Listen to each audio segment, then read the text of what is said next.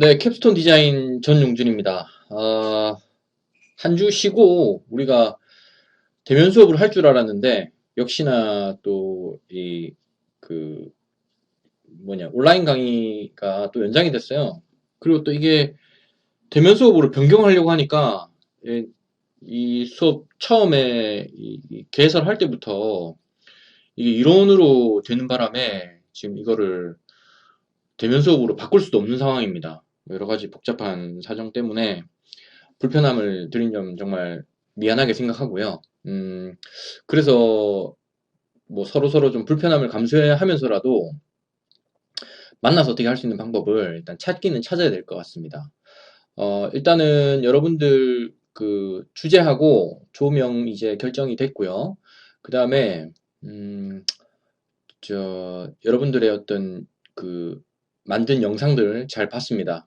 그리고 설동민 학생은 지금 마지막까지 혼자 조를 못 구하고 있었는데 우리 전과범조에서 이 친구를 받아주기로 해서 같이 하기로 했습니다. 아무쪼록 같이 힘을 모아서 과제를 성실하게 수행해 줬으면 좋겠고요. 그리고 지난주에 어느 주였더라? 졸업파조죠. 그 졸업파조의 음악병실 관련해가지고 마침 제가 학교에 있을 때 찾아와가지고, 제가 좀 코멘트를 해드렸었는데, 다른 조의 조원 친구들도 혹시나 이제 이걸 수행하면서 이 주제 선정이나 아니면은 뭘 어떻게 해가는지에 대해서 좀 고민이 된다 하는 친구들이 있다면은, 날짜를 좀 정해가지고 같이 학교나 뭐 그런 데서 만나서 했으면 좋겠습니다. 전체적으로 다 만나는 건 학교 방침상 지금 금지를 하고 있어서 제가 여러분들 뭐 어느 날 정해갖고 다 온나 이래가지고 같이 만나서 하기는 좀 현실적으로 힘들 것 같아요. 제가 학교 가는 날을 여러분들이 좀 정해서 저한테 좀 알려주면은 여러분들이 학교에 좀 올 수 있는 날을 하루나 이틀 정도 정해서 나한테 이제 그 일정을 알려주면은 내가 여러분들 필요한 시간에 학교에 가 있도록 하겠습니다. 그게 뭐 월요일도 한번, 화요일도 한번, 수요일도 한번 이런 식으로 하면은 서로 너무 힘들어서 안 되고, 월요일은 월요일, 뭐 어떤 특정 요일에 뭐 오전 아니면 특정 요일에 오후 이런 식으로 여러분들이 협의를 해서 어 교수님 이때 좀 뵙고 싶다 하는 날짜를 좀 정해주면은 내가 여러분들 영상을 다 봤으니까 그때 여러분들 뭐 궁금한 내용 있으면은 여러분들이 좀 준비해서 그때 날 만나서 궁금한 점 물어보고 또 실험 어떻게 했으면 좋겠는지 그리고 여러분들이 나한테 물어볼 걸 좀 정리해가지고 왔으면 좋겠습니다. 그리고 예산 신청은 5월 달로 연기가 됐더라고요. 그 전까지는 여러분들이 좀 문헌 조사하고 사전 이론적인 배경조사 이런 거, 선행연구조사 이런 거 좀 하고 있었으면 좋겠고요. 그 다음에 그, 그 과제 관련해가지고 뭐 좀 불편한 사항들이 좀 있었을 겁니다. 일단은 저는 과제 제출 기한을 초반에는 그 제출 기한 설정하는 게 없어서 조금 넉넉하게 줬었는데 그것도 중간에 학교 방침상 또 날짜를 또 그렇게 픽스하라고 또 공문이 내려오는 바람에 수정을 했습니다. 메일로 과제 보낸 친구들도 있던데 어쨌든 과제 제출 기한에는 여러분 너무 신경 쓰지 마시고 늦게라도 이메일로라도 과제 제출해주면 제가 참작해가지고 올리도록 하겠습니다. 일단은 과제는 제가 과제방에 따로 올리겠습니다. 이번 주 과제는 제 리뷰 제 소개가 끝나고 난 다음에 여러분들이 직접 올린 동영상을 제가 쭉 이어붙여 가지고 여러분들한테 올려놓을 테니까 그거 한번 다른 조는 어떻게 하는지 한번 보고 잘된 조가 있으면 좀 벤치마킹 할 필요도 있고 뭐 이거 따라 했다 이렇게 생각하지 마시고 다른 조가 했던 어떤 발표의 방법이 좀 참신하다. 제가 볼 때 좀 참신한 게 있더라고요. 예, 그런 조들 좀 벤치마킹하고 여러분들의 어떤 발표나 과제 앞으로의 수행 과정에 대해서 조금 계속 디벨롭 해갔으면 좋겠습니다.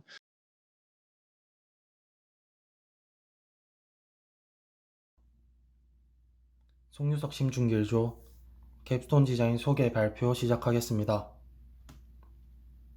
저희 팀명은 1호학번조이며 1호학번 2명이 모여서 보일러에 대해서는 완벽하게 이해하고 졸업하려는 조입니다. 개요입니다. 친환경 보일러의 특징과 경제성 분석이란 주제가 너무 광범위한 것 같아서 친환경 보일러의 비교 및 분석으로 주제를 간소화시켰습니다만 매주 조사를 통하여 주제가 조금씩 바뀔 수 있을 것 같다는 생각이 듭니다. 연구 동기입니다.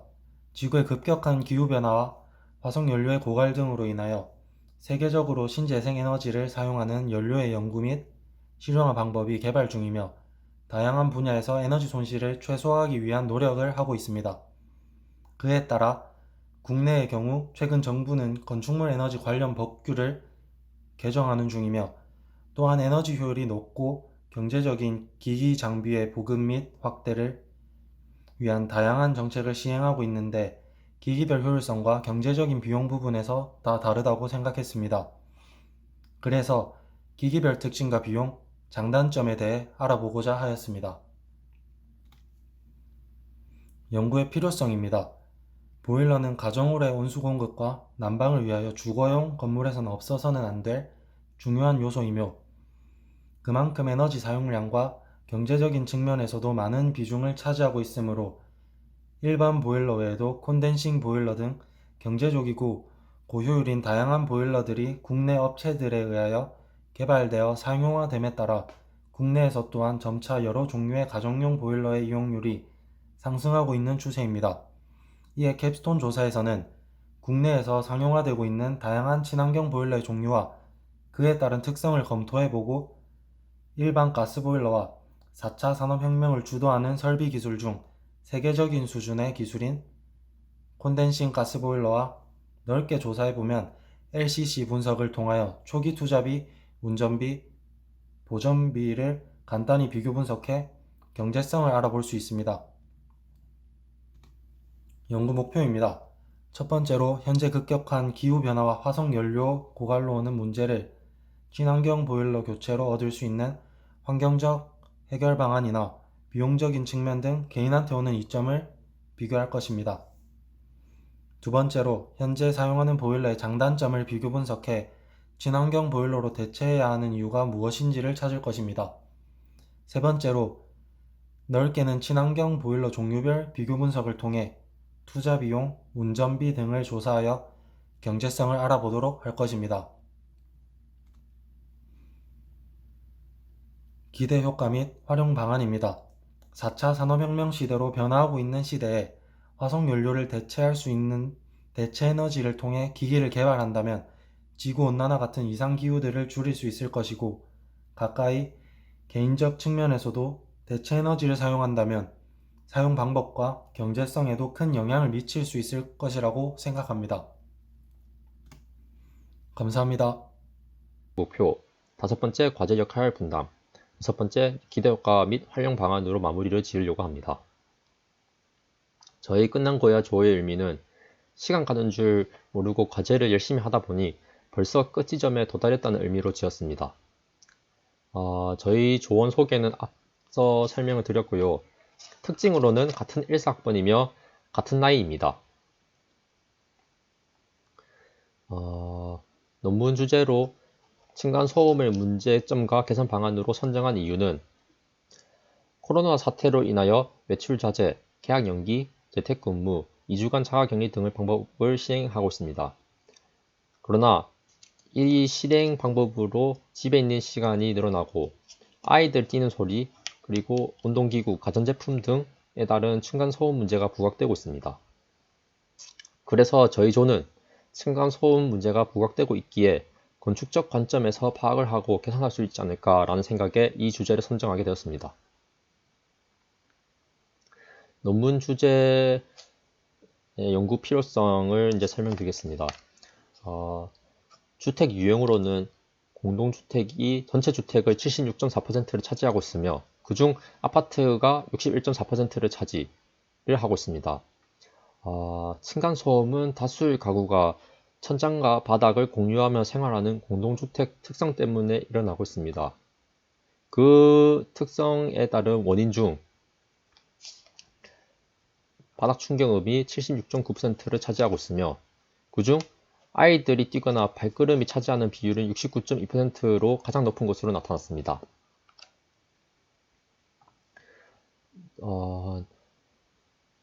지금 이거는 준공연도에 따른 민원 건수인데 1990년에서 2015년 이 시기에 준공한 공동주택에서는 400건대에 머물던 인원이 최근 4년간 갑자기 증가하는 추세입니다. 이 통계의 의미는 우리나라의 설계 기준이 매우 부실하거나 재료의 성능이 수치화된 것과 다르게 실제 성능이 매우 낮거나 혹은 시공 방법이나 구조적인 문제가 있다고 저희 조는 해석을 하고 있습니다. 선행 연구 및 저희 조 연구 방식과 목표를 설명드리겠습니다. 선행 연구 대부분은 소음 문제에 대한 연구의 필요성을 제시로 지적을 하며 우리나라 소음 원인과 소음에 대한 설계 및 건축자재 시공 현황을 통해 문제점을 파악을 하고 마지막으로 바닥 마감재, 바닥 만춘재, 벽체 창호 성능을 실험을 통해 확인 및 개선 혹은 새로운 소음 차단 자재 개발 위주로 전개를 하고 있습니다. 저희 조는 층간 소음의 정의, 발생 유형, 발생에 따른 피해를 파악을 하고 소음에 대한 우리나라 설계 기준 현황을 확인하고 다른 나라와 비교를 하여 차이점을 파악을 합니다. 이때 우리나라는 1인 가구가 이제 앞으로 많아질 거기 때문에 지금 현재 다른 나라의 1인 가구가 많은 그런 나라를 이제 찾아서 설계 기준을 파악을 하고 비교를 하려고 합니다. 세 번째로는 소음 저감을 위한 자재와 시공법을 비교 분석. 이 결과를 종합해서 층간 소음을 줄일 수 있는 더 나은 방법을 찾아보려고 합니다. 역할 분담으로는 층간 소음 정의, 발생 유형, 발생에 따른 피해 파악을 박준하가 하고 소음에 대한 우리나라 설계 기준 현황 확인, 다른 나라와 비교 및 차이점 파악을 이건희가 맡으며 저는 소음 저감을 위한 자재와 시공법을 비교 분석을 합니다. 지금 저희 조의 논문 연구를 통해 기대하는 효과는 층간 소음에 대한 설계 기준을 보완을 하고 소음을 줄이기 위한 자재와 시공법을 비교 분석을 하여 총 정리해서 공동주택 건설 시 층간 소음으로 인해 유발되는 세대 간의 갈등과 충돌을 피하고 쾌적한 주거 환경을 만드는 데 기여를 할 수 있다고 저희는 기대를 하고 있습니다. 이상으로 저희 조 발표를 마치겠습니다.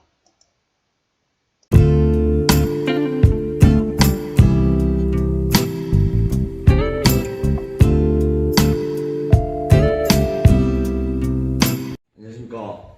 창의 유무에 따른 필요 환기량 차이에 대해서 실험 및 발표를 하게 된 아싸주 강영호입니다. 먼저 개요에 대한 것으로 이 실험의 주제는 실외로 이어지는 창에서의 틈새 바람을 통한 두 실내의 필요 환기 횟수 차이를 측정하는 것입니다. 이 주제로 선정한 이유는 동일의 문과대학생 학생이라면 한 번쯤은 느껴볼 만한 답답함과 불쾌한 냄새에 대한 필요 환기량을 측정하고 창이 없는 실에서 얼마만큼의 환기를 추가로 해주어야 이 답답함과 불쾌한 냄새들이 해결될 수 있는지에 대해서 수치화하고 차이를 눈으로 보기 위해서 이 실험을 주제로 선택하였습니다. 팀에서는 우선적으로 실내 이산화탄소 수치에 대해 주목하게 되었습니다. 이산화탄소는 무색, 무취, 무미로 화학식 CO2, 탄소 원자 1개, 산소 원자 2개로 이루어져 분자량 44로 산소와 공기보다 무거워 아래로 가라앉는 성질을 가지며 공기 중에는 연평균 400ppm의 농도로 존재합니다. 사람이 생활하는 갇힌 공간에서는 이산화탄소 농도 수치가 증가하게 되는데 이를 쾌적하게 유지하기 위해 건축물, 공기 조화 설비 실내 환경 기준에 따르면 이산화탄소 농도를 미국에서는 2000 ppm, 한국, 일본에서는 1000 ppm으로 기준으로 하고 있으며 다중이용시설 실내 공기질 관리법에서는 실내를 1000 ppm 이하로 유지하도록 권장하고 있습니다. 그럼 이 이산화탄소가 인체에 미치는 영향에 대해 알아보도록 하겠습니다. 700ppm 장시간 있어도 건강에 문제가 없는 실내 레벨, 1000ppm 건강 피해는 없지만 불쾌감을 느끼는 레벨, 2000ppm 졸림을 느끼는 등 컨디션 변화가 오는 레벨, 3000ppm 어깨 결림이나 두통을 느끼는 등 건강 피해가 생기는 레벨, 3000ppm을 초과하게 되면 두통, 현기증 등의 증상이 나오고 장시간으로는 건강을 해치고 높을 시 사망에도 이를 수 있습니다. 실내를 기준치 아래로 낮추기 위해 환기를 시켜야 하는데 과연 창이 있는 강의실과 없는 강의실에서의 창을 열지 않고 강의를 들을 때 이산화탄소 농도 변화량을 측정하고 틈새 바람으로 기대할 수 있는 환기량과 창이 없는 강의실에서 이를 만족하기 위해 얼마만큼의 환기량이 더 필요한지를 실험해 보도록 하겠습니다. 두 실험실이 있습니다. 사방이 벽으로 이루어져 있고 문과 문 위 기계 환기를 위한 환풍기가 설치된 A 강의실, 한쪽 벽이 외부와 연결된 창이 있고 마찬가지로 문이 환풍기가 설치된 B 강의실. 강의 시작 전과 강의가 진행된 후에 이산화탄소 농도량을 측정하여 실내 공기질 기준에 맞추기 위해 각 강의실당 얼마만큼의 환기를 해야 하는지, B 강의실은 A 강의실과 얼마나 차이 나는지에 대한 실험을 진행하고 도출된 결과값으로 발표할 예정입니다. 이상 아싸조 강영호였습니다. 안녕하세요. 저희는 우리 졸업할 수 있겠죠입니다. 우선 저희 조의 팀 소개를 하도록 하겠습니다. 17학번 박수현, 17학번 전현우, 17학번 이정하입니다. 우선 저희 조는 4학년들 중 막내인 17학번 친구들로 구성되어 있고요. 졸업할 사투를 끝내자는 의미로 우리 졸업할 수 있겠죠입니다. 다음으로 저희의 논문 주제는 처음에는 건물의 자연 채광이 미치는 경제성 분석이었습니다.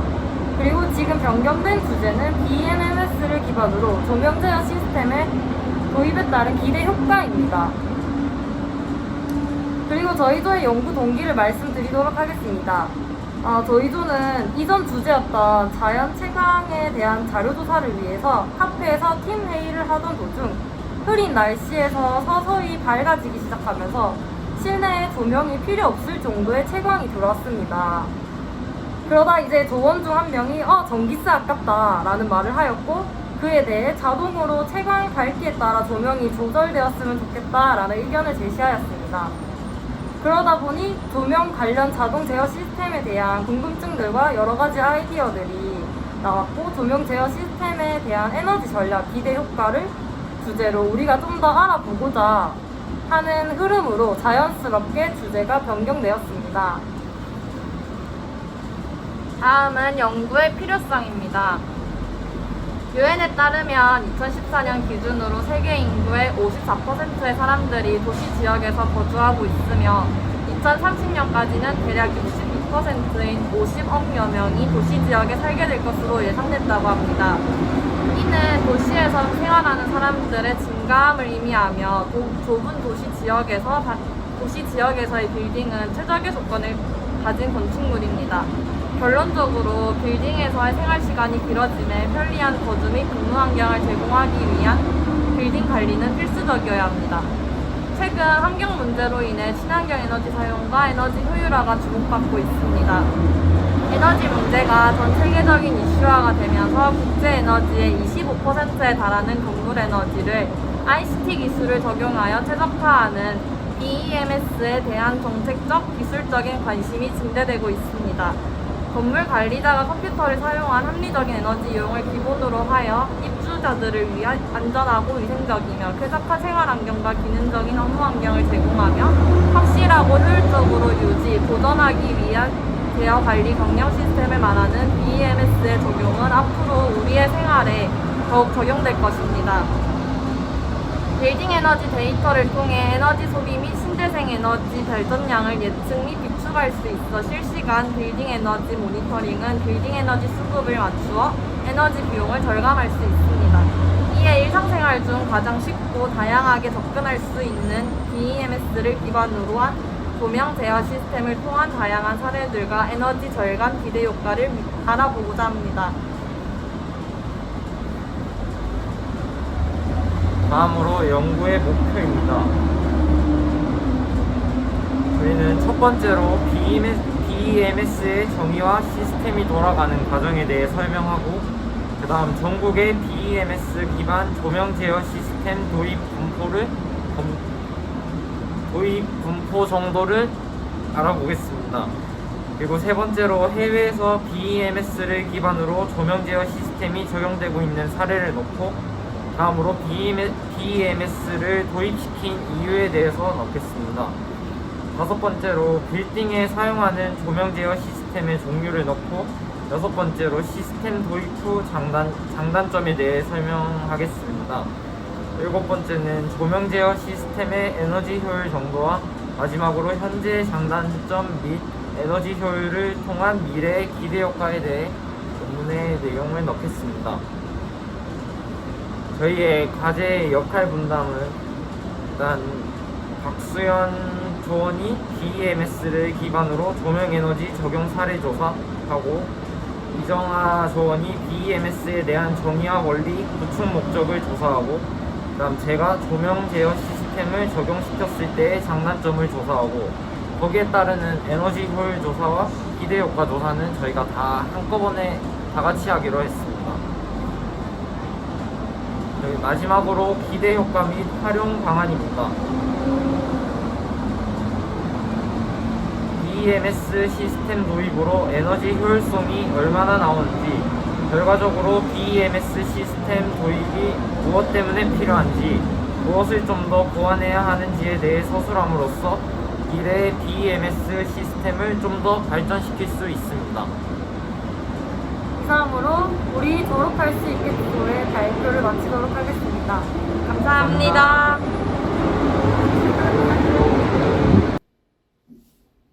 캡스톤 디자인 졸업화조 연구 발표 시작하겠습니다.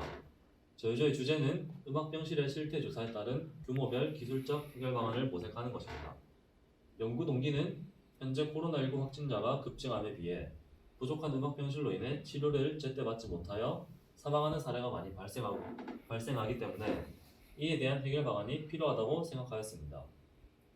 연구의 필요성은 현재 확진자에 비해 전국의 음악병실 현황은 수도권 667개, 강원도 40개, 충청도 100개, 영남지방 294개, 호남지방 98개, 제주도 26개로 총 1225개로 현재 확진자 수 3,000명에 비해서는 턱없이 부족하지만 음악병실을 늘리고 유지하는 데는 실제적인 한계가 있기 때문에 음악병실이 필요한 환자 수에 따라 적절한 규모의 병실을 임시적으로 구축하고 철거할 수 있는 기술적인 해결 방안을 연구할 필요성이 있다고 느꼈습니다.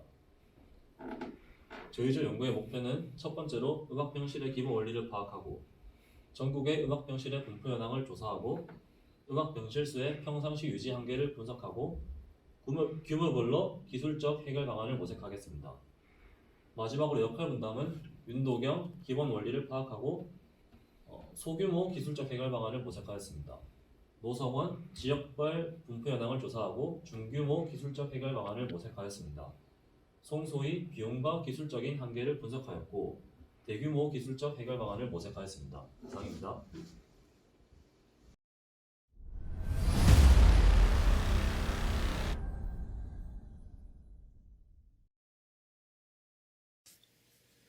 안녕하십니까. 캡스톤 디자인 프로젝트 개요 작성 발표를 맡은 1호학번 권택준입니다. 저희 논문 주제는 기밀 성능에 따른 PMV의 변화를 알아보는 것입니다. 팀명은 투가이즈이며 환경연구실 내에서 음식을 시켜 먹다가 가게 이름 중 투가이즈라는 가게가 있었는데 가게 이름과 저희의 상황이 딱 맞아떨어진다 생각하여 투가이즈라는 이름을 선택하였습니다. 연구 동기는 건축물의 기능 성능이 강조되어지는 요즘 건축물의 에너지 절감도 중요하지만 제실자의 쾌적성이 중요하다 생각되어 이 주제를 채택하였습니다. 주제에서 기밀이란 건물이나 기체 용기에 대하여 원하지 않는 기체의 출입이 없는 상태를 나타내는 말이며 PMV는 예상 평균 온열감으로 열적으로 추위나 더위에 아무 불만이 없는 상태라고 할 수 있습니다. 실험 방법으로 첫 번째, 학교 내 강의실 하나를 실험 대상으로 선정할 예정입니다. 강의실 출입문의 블로우 도어를 이용하여 실의 기밀 상태를 확인한 다음 제실자와 PMV 측정기를 통하여 측정 값을 얻을 것입니다. 그 후 강의실 내의 누기를 최대한 차단한 다음 다시 한번 앞에서 했던 실험 방법을 진행할 것입니다. 연구의 필요성으로 국가정책의 일환으로서 제로에너지 건축 단계적 의무화를 위한 세부 로드맵 개편을 발표하면서 본격적으로 제로에너지 건축물 인증 의무화를 시행함에 있어 조사와 실험을 통한 기밀 성능의 효과를 연구하고자 합니다. 저희 연구의 목표로는 본 연구를 통해 기밀의 효과를 인지하고 제실자의 쾌적성을 높여주는 건축물의 기밀에 대한 중요성을 강조하고자 합니다. 과제의 역할 분담입니다. 팀장 이시원 학생은 자료 조사 및 논문 작성, 캡스톤 디자인 서류 처리를 맡았으며 권택준 학생은 자료 조사 및 논문 작성, 캡스톤 디자인 예산 관리를 할 예정입니다. 기대 효과 및 활용 방안으로 연구 결과를 통하여 국가 정책 의무화에 대한 에너지 절감 효과 및 경제성에 대한 이점의 근거를 둘 수 있다고 생각합니다. 이상으로 발표 마치겠습니다.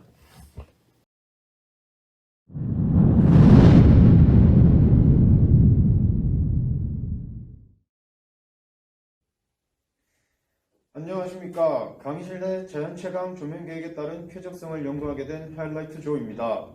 저희가 이 주제를 선정한 이유는 매번 달라지는 강의실 내 빛 환경의 불편함을 느껴 어떤 빛 환경에서 가장 쾌적함을 느끼는지 알아보기 위해 선정하게 되었습니다.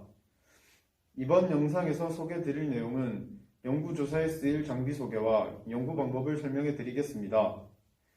조사에 쓰일 장비는 빛에 대한 수치를 알아볼 수 있는 장비입니다. 이 장비들을 이용하여 강의실 내 빛의 쾌적성에 대한 조사를 시간별, 방향별, 맑은 날과 흐린 날, 소등과 점등별로 조사를 하고 설문조사를 통해 얻은 자료의 기준치를 내어 쾌적성에 대한 결론을 도출할 것입니다. 지금부터 조사에 쓰일 장비를 소개해 드리겠습니다. 첫 번째로 조도계입니다. 조도계는 어떤 면이 받는 빛의 밝기를 측정하는 기구로서 저희는 강의실에 들어오는 자연채광의 조도와 실내 조명의 조도를 측정하고 실내에서 최고 조도와 최저 조도를 측정하여 균제도 값을 낼 것입니다. 조도계를 사용하는 방법에 대해서 알려드리겠습니다. 이것이 조도계이며 뒤에 건전지를 넣습니다. 그 후에 전원 버튼을 누르면 1, 2초 후에 바로 조도값이 뜹니다. 여기서 이제 모드를 누르면은 이게 평균 조도이고 후에 최고 조도, 최저 조도 이런 식으로 값을 설정할 수 있습니다.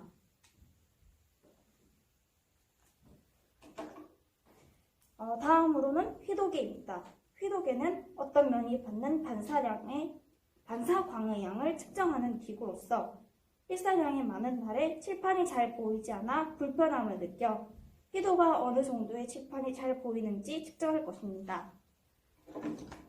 이것이 휘도를 측정하는 휘도계이며 마찬가지로 뒷부분에 건전지를 넣고 전원 버튼을 눌러줍니다. 전원 버튼을 누르면 1, 2초 후에 수치가 뜨면 이제 장비를 보호하기 위한 덮개를 제거를 해주면 이것도 자동적으로 바로 수치가 이렇게 뜹니다. 막상 이제 실제로 잴 때는 이렇게 칠판에다가 재면서 어떻게 하면은 휘도가 더 낮게 나올지 높게 나올지 측정을 하는 것입니다.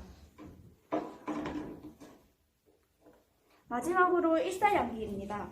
일사량계는 태양에서 오는 빛의 복사량과 온도를 측정하는 장비로 조도와 휘도를 조사하고 더욱 자세한 연구 결과를 위해 사용할 것입니다. 이것이 이제 일사량계를 측정하는 장비이고 이거는 수치를 나타내는 장비입니다. 이것은 건전지가 아니라 직접적으로 전기를 연결해서 쓰는 형식이고 전기를 연결하면 바로 일사량과 그 다음에 온도가 나타납니다. 이상으로 저희 하이라이트 조의 발표를 마치겠습니다. 감사합니다. 안녕하십니까. 스타파서플조의 발표를 맡게 된 송한영입니다. 먼저 조원으로는 송한영, 신재호, 염정훈이 있습니다. 먼저 주제를 말씀드리겠습니다. 먼저 고시원 건물의 소방 설계 문제점인 해결 방안으로 저희가 주제를 잡았습니다. 이 주제를 잡은 연구 동기는 제가 그 옛날에 고시원에 살았을 때 그 1학년 과제로 이제 자기 살고 있는 설비의 문제점을 한번 조사해봐라 이렇게 하다가 그때 고시원에서 이제 조사를 하면서 이렇게 법적 기준과 이렇게 여러 개 찾아봤는데 고시원에 아주 문제가 좀 많았었습니다. 그 중에서도 소방 설비가 특히 취약을 했었는데 그래서 이 주제를 한번 선정을 해보았습니다. 근데 이 주제가 원래 먼저 요양병원을 먼저 주제로 잡았었는데 저희가 이제 코로나 때문에 요양병원은 출입이 힘들게 되었습니다. 그래서 저희가 한번 주제를 바꿔보다가 이번에 고시원을 선택하게 되었습니다. 먼저 이 연구의 필요성은 고시원 건물은 건축법이 존재하지 않습니다. 그렇기 때문에 이 다중이용업소로 이렇게 법을 받고 있는데 이 다중이용업소로 법을 보면 건물이 좀 아주 위험하게 법적으로 제대로 보호를 받지 못하고 있습니다. 기본적으로 뭐 채광이나 환기능 기준에 못 미치며 소방 설비도 철저히 못 미치고 있습니다. 특히 이렇게 고시원에 화재가 몇 번 났었는데 그럴 때마다 피해가 크게 발생하고 이런 문제가 많이 발생해서 왜 화재가 이렇게 위험이 더 크게 닿는지 조사해서 이제 고시원의 문제점을 한번 알려보려고 합니다. 일단 연구의 목표는 먼저 과거 고시원의 화재 사례를 먼저 분석을 해보겠습니다. 일단 옛날에 어떻게 화재가 불이 났는지 이렇게 조사를 하고 거기에 따라서 이제 바뀐 게 있는지 법적으로 좀 더 괜찮아진 게 있는지 이걸 알아보려고 합니다. 그래서 이제 두 번째로 현재 여러 고시원을 일단 이렇게 실태가 어떻게 되어 있는지 한번 법적 기준과 이렇게 구분하면서 조사를 해볼 예정입니다. 이렇게 분석된 문제점을 기반으로 좀 더 나아질 수는 없는가, 괜찮아질 방법이 없나, 이렇게 해외 사례나 이런 걸 찾아서 이렇게 괜찮은 결론을 이렇게 도출해 보려고 합니다. 그리고 저희 이제 역할 분담은 일단 송환여 이렇게 사례조사와 발표를 맡게 되었습니다. 신재홍은 사례조사와 장소 이렇게 여러 고시원을 장소 협조를 할 예정이고 염정훈은 사례조사 및 논문 작성 그리고 법률 조사 등을 할 예정입니다. 이 논문 주제로 이렇게 기대 효과및 활용 방안으로는 일단 거주자들에게 이 건물의 위험성을 좀 더 인지를 시키며 더 안전한 고시원 거주에 도움을 주고 더 나아가서 현재 취약한 법의 개선의 필요성을 알려주려고 이렇게 조사를 한번 해보려고 합니다. 감사합니다. 안녕하십니까. 전과본조의 발표를 맡게 된 신대원이라고 합니다. 저희 조원으로는 장지훈, 박기훈, 신대원이 있습니다. 저희 주제는 소음에 대처하는 방법들의 효과 파악으로 정했고요. 연구 동기는 이제 저희 조 막내가 2년간 살면서 가구에서 들려오는 알람 소리, 싸움 소리, 배수관 물소리 등 다양한 소음들이 불편을 겪어서 어떤 것들이 있는가와 그 방법이 정말 효과가 있는지에 대한 의문점이 생겨서 이걸 하게 되었습니다. 연구의 필요성으로는 소음으로 인한 이웃 간의 마찰이 증가하고 있으며 심한 경우 폭력으로 이어지는 사건들이 많다고 합니다. 이러한 층간 소음들을 조금이나마 예방하고 불편함을 감수하기 위해 이 연구를 필요하다고 생각됩니다. 연구의 목표로는 소음 발생의 원인과 그 크기 파악으로 설비를 조사했고 두 번째, 건물의 소음 방지를 위해 사용된 자재를 파악하여 특징 분석하고 세 번째, 실생활의 사람들이 사용하는 방음제를 알아보고 효과가 있는지 분석하고 네 번째, 효과가 있는 방법을 찾고 비교하여 가장 효과적인 방법을 찾기입니다. 역할 분담은 장지훈 소음 조사, 소음 크기 측정, 효과 비교 분석이 있고요. 박기훈은 소음 방지 자재 파악 및 특징 분석, 신대원은 실생활, 사례 조사, 발표 등이 있습니다. 기대 효과 및 활용 방안은 사례들을 조사하여 방음 방법과 성능을 알고 실행 시 효과 여부를 파악한 후 효과가 있다면 비교 분석하여 실생활에 가장 효과적인 방법을 이용하려고 합니다. 감사합니다.